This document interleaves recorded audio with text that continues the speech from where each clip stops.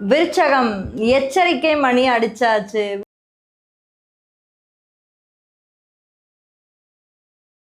August மாத கிரகநிலை அடிப்படையில் நம்ம பார்க்கும்போது மற்ற கிரகங்கள்லாம் எப்படி இருக்கு, அதாவது எந்த ராசியா வேணாலும் இருக்கட்டும், பட் கிரகநிலைகள் எப்படியெல்லாம் அமர்ந்திருக்காங்க அப்படின்றத நம்ம பார்க்கும்போது முதல்ல செவ்வாய் எங்கே இருக்கார், அதாவது செவ்வாய்ன்றது மிக முக்கியமான ஒரு கிரகமாக நம்ம பார்க்கப்படுறோம். அந்த செவ்வாய் பகவான் இந்த ஆகஸ்ட் மாதத்தில் மிதுன ராசியில் சஞ்சரிக்க போகிறாரு. அடுத்து 3 முக்கியமான கோள்கள், அதாவது புதன், குரு, சூரியன், இந்த 3 முக்கியமான கோள்களுமே எங்கே இருக்காங்கன்னா கடக ராசியில் உச்ச குருவோட அமர்ந்திருக்காங்க. அடுத்து கேது தான் மிக முக்கியமான கிரகமாக நம்ம இந்த மாதத்தில் பார்த்தே ஆகணும். ஏன்னா இந்த கேது கிரகத்தோட வேற எந்த ஒரு கிரகமும் சூழலை இந்த மாதத்துல. ஏன்னா அடுத்து வரக்கூடிய இந்த செப்டம்பர் மாதத்துலலாம் நம்ம பார்க்கும்போது கிரகணமானது ஏற்பட போகுது. பட் அதுக்கு முன்னாடி கேது பகவான் இந்த மாதத்துல தனியா தான் அமர்ந்திருக்க போறாரு. அடுத்து சுக்கிரனோட இணைவு, அதாவது இந்த டைம் பீரியட், இந்த ஆகஸ்ட் மாத டைம் பீரியடுக்கு முன்னாடி வரைக்கும் நீங்கள் பாருங்கள், இந்த சுக்கிரன் கேதுவோட இணைவு ரொம்ப ஸ்ட்ராங்காக ரொம்ப நெருக்கமாக இருந்தது. அதுக்கப்புறம் போக போக இந்த செகண்ட் வீக் ஆகஸ்ட்டுக்கு மேலெல்லாம் நம்ம பார்க்கும்போது அந்த கேதுலேருந்து பிரிஞ்சு சுக்கிரன் கன்னி ராசியில், அதாவது தன்னுடைய நீச்சமாகக்கூடிய கன்னி ராசியிலிருந்து மீன ராசிக்கு தன்னுடைய உச்ச பார்வையை செலுத்துறாரு. அங்கே என்ன ஒரு பிரச்சனை இருக்குது, பிரச்சனைன்னு கூட சொல்ல முடியாது, பூகம்பம் அப்படின்னு கூட சொல்லலாம். ஏன்னா சனி பகவான் மீன ராசியில கடந்த ஒரு 1.5 வருஷமா அமர்ந்திருக்காரு.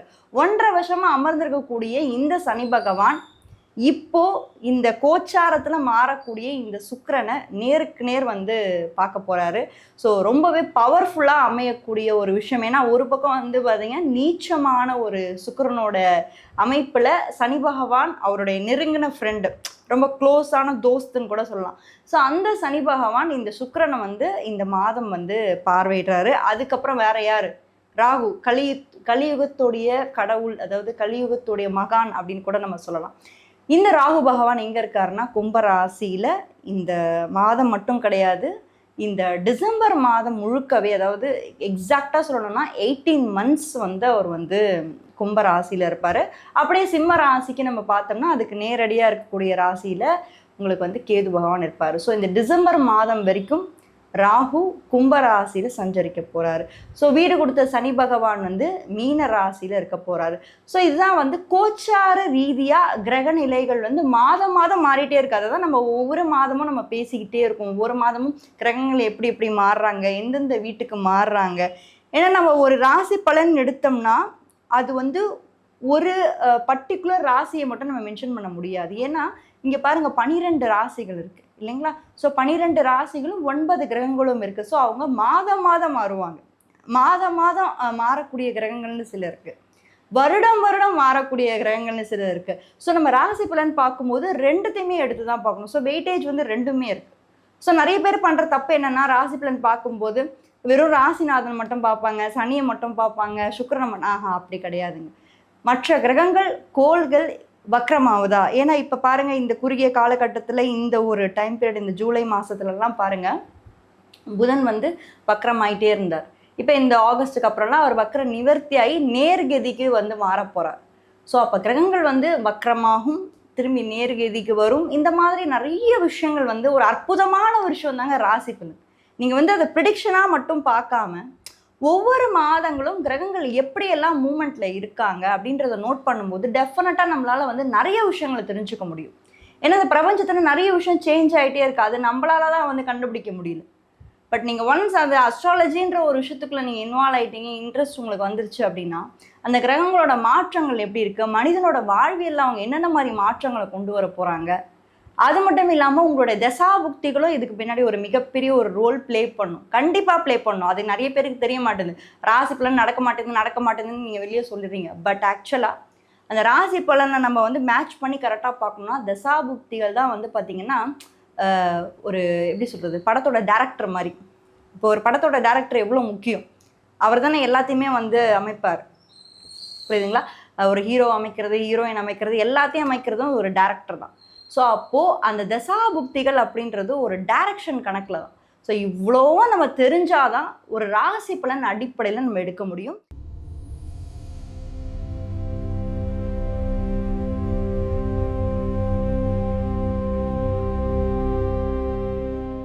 விருச்சிக ராசிக்கு என்னதாங்க நடக்க போகுது? ஏதாவது ஒரு சேஞ்சஸ் இருக்கா? இல்லை எங்கள் வாழ்க்கை இப்படியே போயிடுமா, அகல பாதாளத்தில் தான் இருக்குமா அப்படின்னா பார்த்துடலாம், வாங்க தெரிஞ்சுக்கலாம். இந்த வீடியோவை அதை பற்றி தான் நம்ம ரொம்ப டீட்டெயில்டாக டிஸ்கஸ் பண்ண போகிறோம். உங்கள் கரியர் எப்படி இருக்குது, ரிலேஷன்ஷிப் எப்படி இருக்குது, இல்லை உங்கள் எஜுகேஷன்லாம் என்ன மாதிரி முடிவு கொண்டு வர போகிறீங்க அப்படின்றத தெரிஞ்சுக்கலாம் வாங்க. அண்ட் நீங்கள் நம்மளுடைய சேனலை இன்னமும் நீங்கள் சப்ஸ்கிரைப் பண்ணாமலே பார்த்துருந்தீங்க அப்படின்னா மறக்காமல் சேனலை சப்ஸ்கிரைப் பண்ணி வச்சுட்டு தொடர்ந்து உங்களுடைய ஆதரவை கொடுத்துக்கிட்டே இருங்க. உங்களுக்கு எங்கிட்ட பர்சனல் கன்சல்டேஷன்ஸ் வேணும் அப்படின்னு நினச்சிங்கன்னா கீழே இருக்க வாட்ஸ்அப் நம்பர் மூலமா என்ன நீங்கள் தொடர்பு கொள்ளலாம்.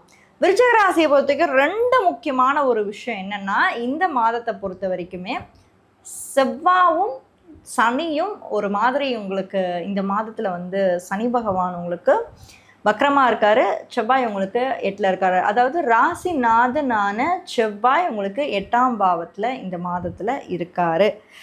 இதில் ஒரு மிக முக்கியமான ஒரு விஷயம் நம்ம என்ன பார்க்கணும் அப்படின்னா, கரியர் எப்படி இருக்க போகுது, அதுதான் ஒரு ஒரு முக்கியமாக நம்ம பார்க்கணும். 8ல் இருக்கக்கூடிய இந்த செவ்வாய் பகவான் நம்மளுக்கு டிரான்ஸ்ஃபர்மேஷன்ஸை கொடுக்கறதுக்கு வாய்ப்பு இருக்குது. அது நல்லதா கெட்டதா அப்படின்றது அவரவர் சுய ஜாதகத்தை பொறுத்திருக்கு. இது எக்ஸாக்டாக உங்களுக்கு நல்லதாகவும் இருக்கலாம், கெட்டதாகவும் இருக்கலாம். அது உங்கள் தசாபுக்தி. ஏன்னா 8ஆம் இடத்துல இருக்கக்கூடிய ஒரு கிரகம் திடீர்னு ஒரு மாற்றத்தை கொடுக்கும். அது எப்படி வேணாலும் இருக்கு. ஏன்னா அது கணிக்க முடியாத ஒரு விஷயங்க, ஜோதிடர்களால் கணிக்க முடியாத ஒரு விஷயம் அப்படின்றது 8. அதை நம்ம ஒத்துக்கிட்டு தான் ஆகணும். எல்லாத்தையும் நம்ம கணிச்சிட முடியாது இல்லை. கடவுள் எதிலையாவது ஒரு செக் பாயிண்ட் நம்மளுக்கு வைப்பார் இல்லையா. ஸோ 8ல் இருக்கக்கூடிய இந்த டைம் பீரியடு உங்களுக்கு ஒரு பாசிபிள் சேஞ்சை கொண்டு வரணும் அப்படின்னா சுய ஜாதகத்தில் நல்ல தசாபுக்திகள் இருந்தால் டெஃபினட்டாக ஓகே. கரியரில் ஒரு இம்ப்ரூவ்மெண்ட்டோ, நல்ல ஒரு சாதகமான ரிசல்ட்ஸ் கொண்டு வரது, ஒரு ப்ரமோஷனுக்கு எதிர்பார்த்தீங்கன்னா அந்த ப்ரமோஷன்ஸ் உங்களுக்கு கொடுக்கறது, லைஃப்பில் ஒரு சேஞ்சை கொண்டு வரது, இதெல்லாமே உங்களுக்கு பண்ணும். இல்லைனா பாதகமான பலன்களை கொடுக்கும். இன்னொன்று, மேரேஜ் ரிலேட்டடாக என்ன மாதிரி வாய்ப்புகள் இருக்குது இந்த மாதத்தை பொறுத்த வரைக்கும்? பண்ணலாமா வேணாமா, லவ் பண்ணலாமா வேணாமான்னா 5ல் சனி இருக்காரு. கமிட்மெண்ட்டான விஷயங்களை மட்டும்தான் வைப்பார் உள்ள, இல்லைன்னா தட்டி விட்டுருவார். ஸோ சனி 5ஆம் இடத்துல வக்ரமாகக்கூடிய இந்த காலகட்டத்தில் ரிலேஷன்ஷிப்ஸில் ரொம்ப ரொம்ப ரொம்ப கேர்ஃபுல்லாக இருங்க. சீரியஸாக எடுத்துக்கோங்க. ஜாலியாக இருக்க வேண்டாம். உங்கள் பார்ட்னருக்கு கொடுக்குற கமிட்மெண்ட்டை எப்பயுமே நீங்கள் வந்து ப்ராமிஸோடு இருக்கணும் அப்படின்ற ஒரு இதில் இருங்க. அண்ட் மேரேஜ்க்கெலாம் பாசிபிள் இருக்கா, சான்சஸ் இருக்கா, வரன்னு பார்க்கலாம்னா எஸ், தாராளமாக பார்க்கலாம். சனி பகவான் 5ஆம் வீட்டில் இருந்து உங்களோட 7ஆம் வீட்டை வந்து தொடர்பு கொள்கிறாரு தன்னுடைய 3ஆம் பார்வையாக. ஸோ பாசிபிள் சான்சஸ் உங்களுக்கு மேரேஜ் க்ரியேட் ஆக போகுது. இந்த மாதமே நிறைய சான்சஸ் இருக்குது. பார்க்குறவங்க பாருங்கள், தப்பே இல்லை.